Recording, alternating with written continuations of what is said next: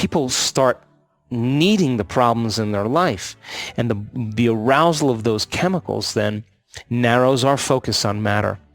And we focus on the particle in quantum physics, and we take away possibility. And so we started to realize that when people go from a narrow focus to an open focus, and when they begin to pay attention to that field, they stay present with it, they experience it, they become more aware of it. Moment by moment by moment, there'll come a moment where all of a sudden they'll begin to connect to it. Now, the hormones of stress create separation. There's me here and there's you there, and there's space and distance between us. And then there's me here, and then there's my future and my dreams way over there. And I got to drag my body through space to get to my dreams, and it's going to take time. And that's the world of Newtonian physics. And the more separation we have between 2 points of consciousness, the more distance we have between 2 points of consciousness, the more time it's going to take for me to get there. If I'm in Mexico City and I say I want to get to Dallas and I'm going to walk, well, I'm going to drag my body through space, and it's going to take me a long time to get there. 1 point of consciousness, Mexico City, the other point of consciousness, Dallas. My body moves through space. It takes time. Well, in the quantum, it's kind of opposite, because in this three-dimensional world, there's an infinite amount of space. Space is the commodity. And we experience time moving through space. But in the quantum, there's an infinite amount of time. Time is eternal. And if time is eternal in that realm, imagine if you had all the time in the world. You can get anything done you wanted to, right? Yes. It's only equal to your imagination. And so then, as you as a consciousness, as you go from a somebody to a nobody, as someone to no one, from something to nothing, from somewhere to nowhere, from sometime to no time, and you become pure consciousness, as our students begin to connect to that field, and they begin to pay attention to it and surrender to it and stay present with it and go deeper into it, their consciousness is moving closer to the consciousness of the unified field. And as you begin to move closer and closer to it, the signature of the unified field is oneness and wholeness, which means you experience less separation and you experience more wholeness. And if you feel more whole, you feel like you already have everything you want. And so no, you're no longer creating from duality or polarity or lack. And as you get closer and closer to that unified field, there's less separation between 2 points of consciousness, then there's less time, which means it starts happening in a shorter amount of time. So we started doing these week-long events because I realized, boy, after 4 days, people are connecting and having these amazing experiences. What would happen if we had them for a week?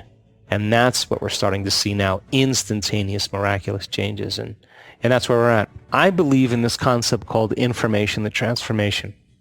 I now know, without a doubt, Humberto, Yes. if you give people sound scientific information, and science is the contemporary language of mysticism. Correct. It is. Correct. Science demystifies the mystical.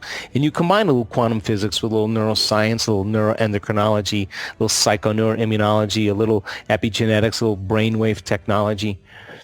And people, as they're embracing that information, and it's current. Now, it's not enough to just listen to it, because you learn it, you make new connections in your brain.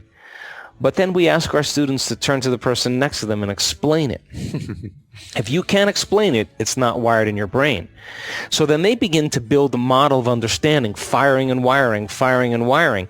And as they begin to make their brain fire in new sequences and new patterns and new combinations, they're changing their mind. Mind is the brain in action.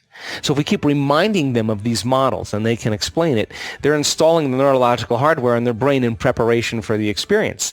And the more they understand what they're doing and why, the how gets easier.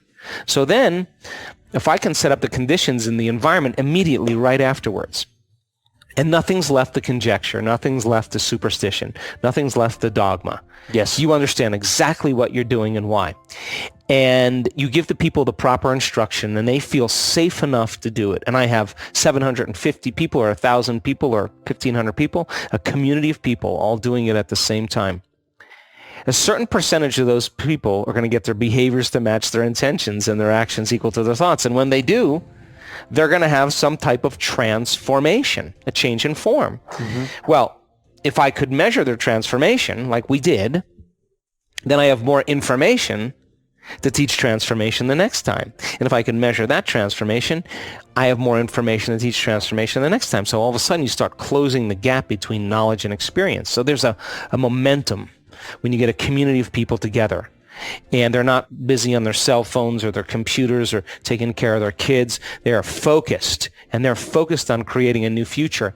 And after looking at 8,000 some odd brain scans, I can tell you that you are at your absolute best when you get beyond yourself, period. That is a fact. So you get all of a sudden now people starting to break through. And we start at 6 in the morning, and we go to 6 in the evening or 7 in the evening. Nobody complains. It's fun. And some days we're up at 4 in the morning because that is when the brain chemistry is right for the mystical. And people show up because they want the mystical more than their sleep. Yes. So if we get a community of people doing this, and the first day it's a little bit of a challenge to break past your emotions and your frustration and your habits and all the voices in your head. But if you keep going, all of a sudden there's a momentum. And people just start letting go. And so in 4 days, well, Saturday or Sunday, the energy of the room was off the chart. People were standing up that had all kinds of amazing healings. And I thought, what if we had 3 more days of this? We could move mountains. What happens with most people is that I believe that you learn the most about yourself and you learn the most about others when they're outside their comfort zone. True. Or when we're outside our comfort zone. So then all of this is like to get people to the point where they believe in themselves. And when you believe in yourself, you believe in possibility. And when you take a person who says, I don't think I can do that, and you say, well, why don't you just climb up and see how you do? And then they climb up, and then you say, why don't you just get up there? And, it's all safe, and it's, there's a ton of support. But if you're afraid of heights, it freaks you out. But if you go further than where you normally go, there's a release of energy. Yes. And that release of energy is free energy. That's available energy for you to create a new future. That's available energy to heal. So in these week-longs, we've had 2 so far. I'll show you some of the videos when we break here, and it's really powerful, really powerful. And to challenge people to that measure, and to get them to believe in themselves, there's no greater drug. Yeah. There's just no greater feeling. And then imagine, you're up there and it's not competitive. Everybody is down there cheering you on and loving you. Yeah, you're right. You can do this. And, people in their 80s, do that. And then when it comes to the walking meditation, they heal their body in 1 hour, walking as their future self. It's who you become in the process. Because every person that had a spontaneous remission, and I've interviewed so many of them in our work, they'll tell you that my disease was my greatest teacher. They'll tell you it wasn't my mother, it wasn't my father who was abusive, it wasn't my uncle, who was abusive. It's just who I became in the process. You can't take that away from a person.